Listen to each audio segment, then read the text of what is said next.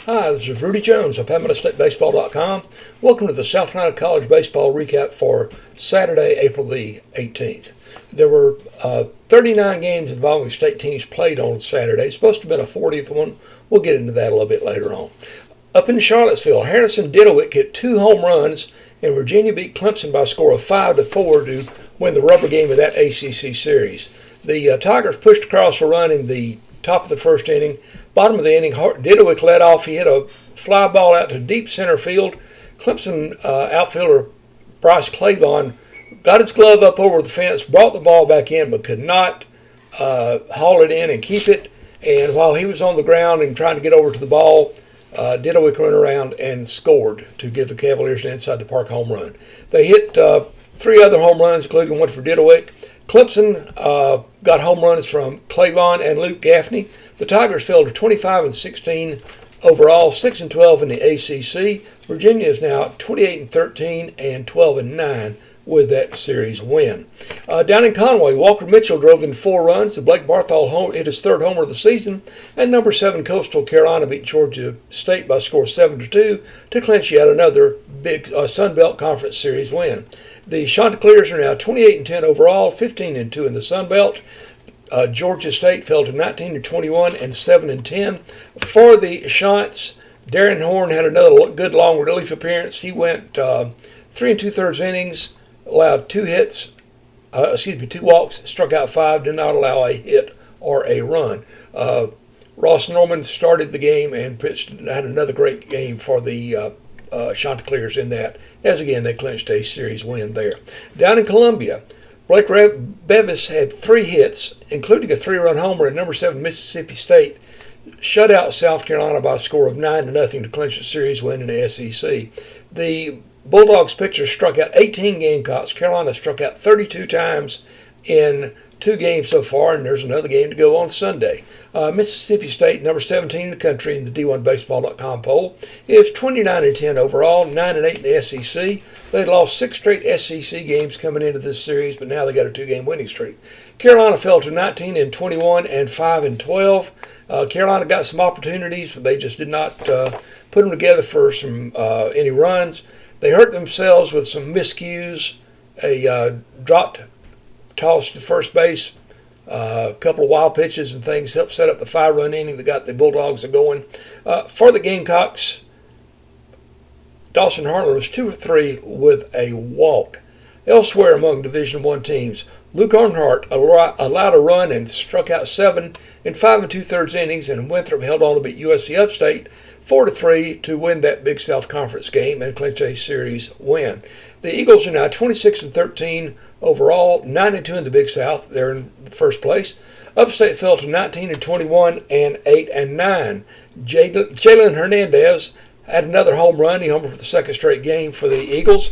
He had another hit, and he scored 2 runs. Upstate had a runner's on in the 9th inning, and a line drive turned out to be a double play, a game-ending double play. The umpires had to review it to make sure it was correct, and it was, and Winthrop got the win. Elsewhere, Cullen Condon and P.J. Fitzpatrick combined on a 1-hit shutout, and Wofford run-ruled UNC Asheville the 2nd straight day. This time the score was 11-0 in 7 innings. The Terriers are 28-11 overall. They've won 7 straight. Asheville fell to 16-23. For Wofford, Logan Tribble was 4 for 4 with a stolen base, 3 runs scored, and an RBI. Also involving Division I, Luke Matlock's 9th inning single gave East Tennessee State a walk-off 5-4 win over the Citadel, and even that SoCon series at 1 win apiece. The Buccaneers are now 24-12 overall, 7-4 in the SoCon. Citadel fell to 18-20 and 4-7. For the Citadel, Christian Stratus had 2 hits and drove in 2 runs. Elsewhere, Presbyterian had a 5-run 7th to take a 10-9 lead, but Longwood scored a single run in the 8th and another in the 9th for a walk-off 11-10 win to even that Big South Conference series at 1 win apiece. Blue Hose fell to 9-31 overall, 5-9 in the Big South. Longwood is 22-17 and 7-7. For PC, Emory Guilford had 3 doubles, 3 runs scored, and he drove in 2 runs. Also, William and Mary scored the game's final 7 runs to rally from a 5-0 deficit and beat College of Charleston by a score of 7-5, snapping the Cougars' 7-game winning streak. Bill and Mary is now 16-21 overall, 7-10 in the Coastal Athletic Association. Charleston fell to 18-20 and 9-8. Dylan Johnson had a 3-run homer for the college, and Reese Holbrook had another couple of hits. He's had a really good week this week. Hit his first career homer on Friday night, as a matter of fact. In another D1 game, Jace Kohler hit 2 home runs, and High Point ravaged the Charleston Southern pitchers for the second straight day, and this time the score was 14-3. The Panthers are now 26-12 overall, 11-3 in the Big South. They're breathing down Winthrop's neck, and Charleston Southern fell to 21-16 and 6-8. For Charleston, Gavin Aspires had a single, a triple, a run scored, and drove in 2 runs.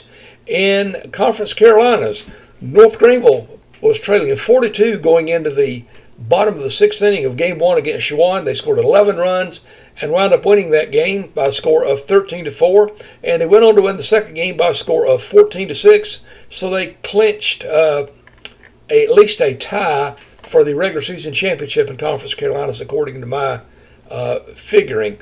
The Trailblazers are now 40-7 overall, 26-4 in the conference. They've won 15 straight games. Shawan fell to 4-32 and 4-26.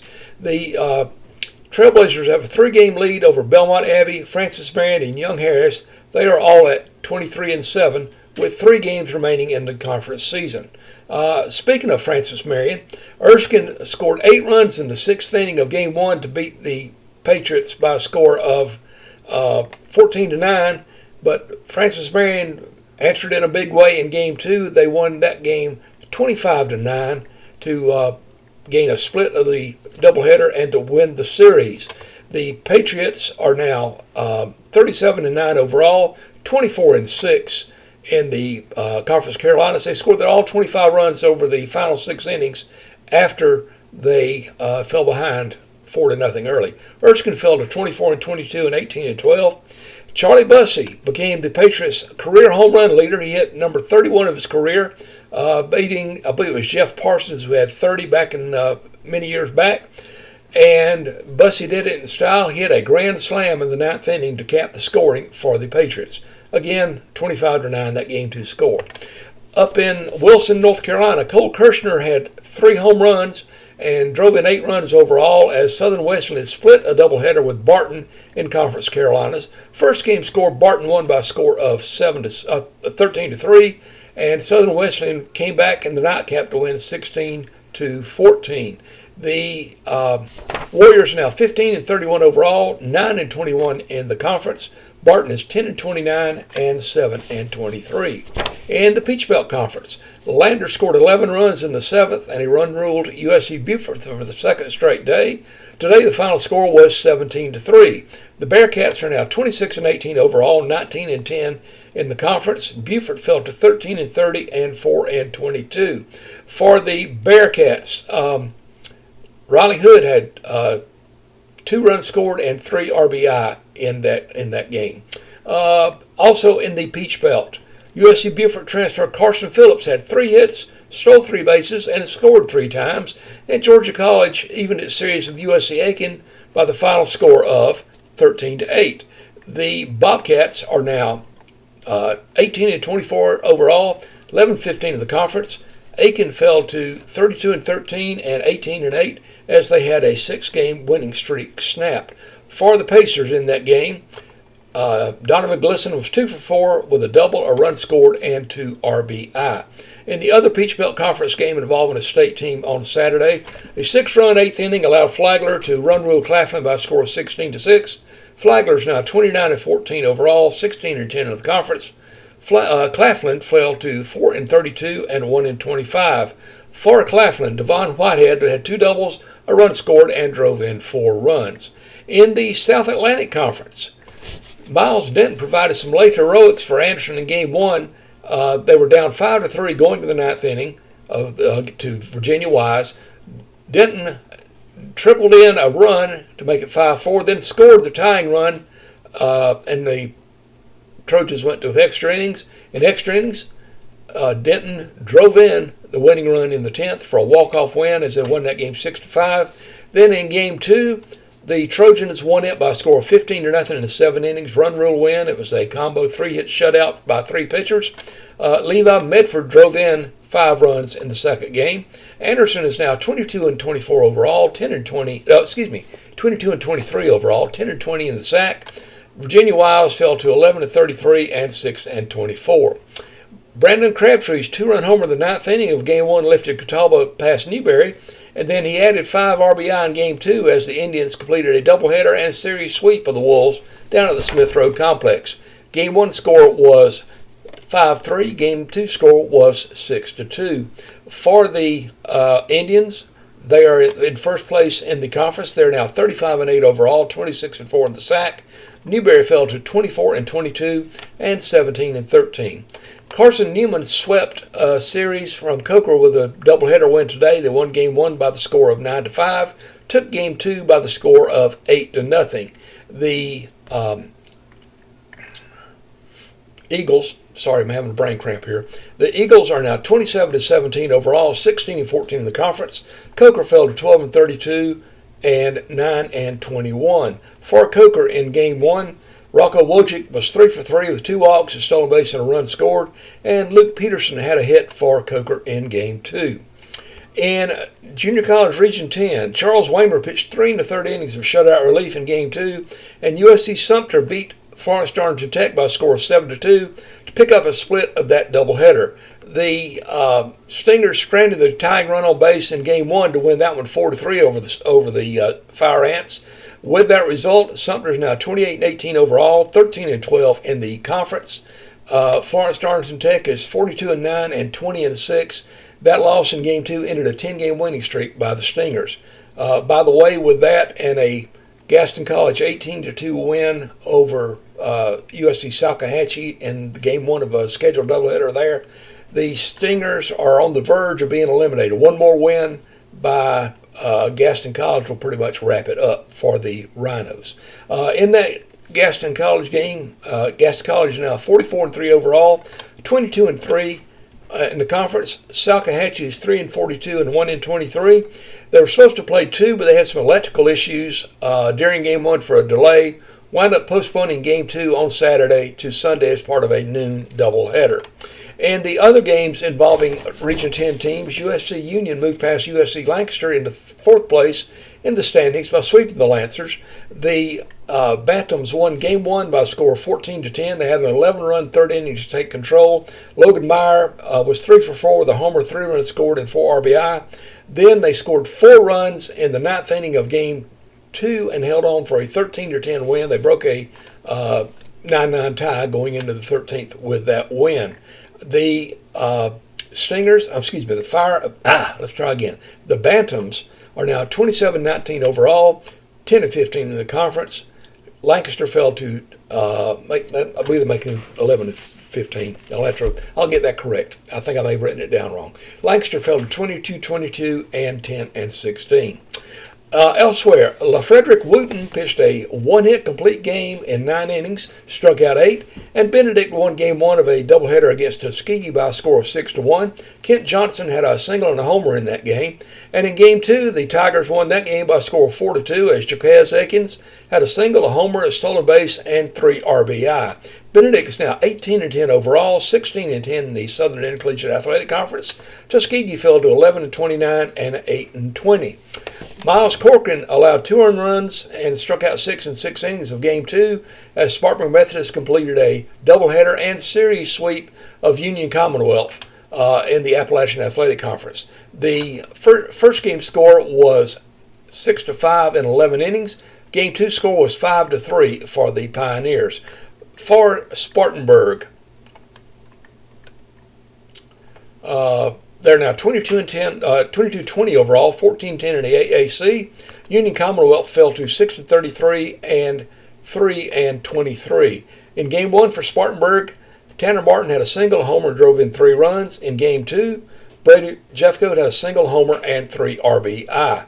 Also in other games today, Toccoa Falls claimed a series win over Bob Jones with a doubleheader sweep. They won Game 1 7-6 6, Game 2, 7-2. The Screaming Eagles are now 25-19-1. Bob Jones fell to 12-24.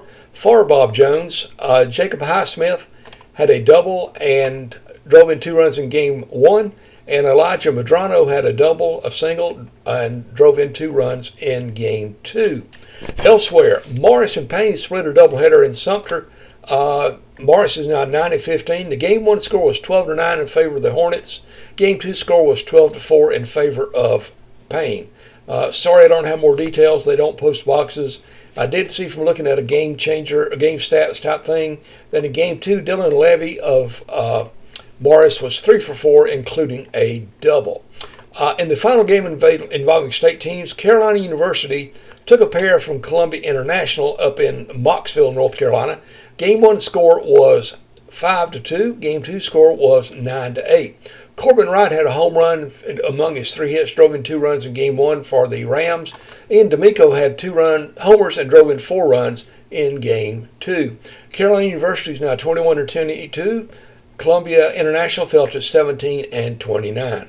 How about games outside the state? In the ACC, number 3 North Carolina pounded Georgia Tech 14-4 and moved into a first-place tie with the Yellow Jackets, the number 2 Yellow Jackets, with a win there. They clinched the series. Game 3 is tomorrow. Number 8 Florida State topped Notre Dame 9-7. Number 24 Boston College swept Duke 42 and 14-6. Wake Forest beat NC State again. They had drubbed them yesterday. It was only 18-7 today. Miami beat Stanford 4-3, leaving a couple of runners on base in the bottom of the ninth, did the Cardinal. California beat Louisville again 6-5, and Pitt beat Virginia Tech 5-4 to end a losing streak. ACC standings: Georgia Tech and North Carolina are tied at 15-5. Boston College is 14-7. Florida State's 11-6. Miami is at 10-7. Virginia's at 12-9. Wake Forest at 11-9. NC State's at 8-9. Virginia Tech is at 8-12. Pitt is at 7-10. Duke is at 8-13. Stanford and Louisville and California are all at 6-11. Notre Dame is at 7-13, and right now Clemson's in last place at 6-12. Got to get things going if they want to have a decent chance at getting an at-large bid to the tournament. In the SEC, number 5 Georgia drubbed number 16 Arkansas by the score of 26-14. Number 13 Auburn took the series at Florida by winning the Saturday game 8-5 at number 20 Gators. Number 4 Texas beat number 11 Alabama 3-1. Number 14 Oklahoma blanked Missouri 4-0. Number 10 Texas A&M beat LSU again 7-2. Number 25 Mississippi beat Tennessee 8-1, and Vanderbilt saved the series finale against Kentucky by a score of 8-7. SEC standings: Georgia's at 13-5. Texas A&M and Texas are at 11-5. Ole Miss is at 10-7. Auburn's at 10-8. Florida's also at 10-8. Mississippi State's at 9-8, as is Oklahoma. Arkansas is at 9-9. Alabama's at 8-9, along with Kentucky and Vanderbilt. Tennessee is 7-10. LSU's 6-11. South Carolina's at 5-12, and Missouri is 3-14.